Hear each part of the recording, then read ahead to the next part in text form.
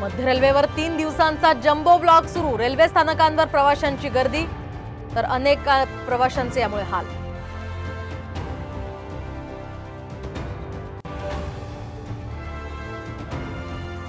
तर मेगा ब्लॉकचा परिणाम आता रस्ते वाहतुकीवर सुद्धा। ईस्टर्न एक्सप्रेस हायवेवर प्रचंड वाहतूक कोंडी।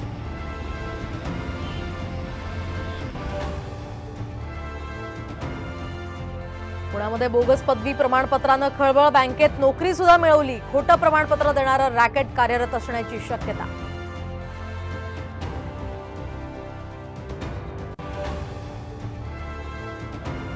पुण्याच्या हिंजवडी आयटी पार्कमधील तब्बल 40 कंपन्यांचं राज्याबाहेर स्थलांतर। वाहतूक कोंडीमुळे स्थलांतराचा निर्णय।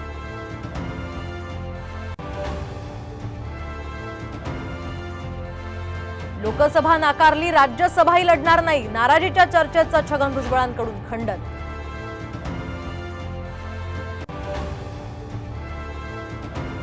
विधान परिषदेच्या 11 जागांसाठी लवकरच निवडणूक जाहीर होणार। तर जागा वाटपावरून आता महायुतीत रस्सीखेच, तर महाविकास आघाडीमध्ये सुद्धा घडू शकतं नाराजी नाही।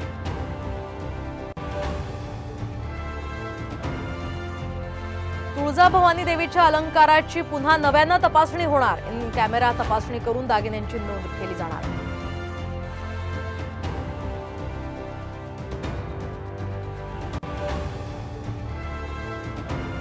आणि पूर्व विदर्भात उष्माघातानं 4 जणांचा मृत्यू। आरोग्य विभागाचा प्राथमिक अहवाल। तापमानाचा पारा आता 45 अंशांच्या पार।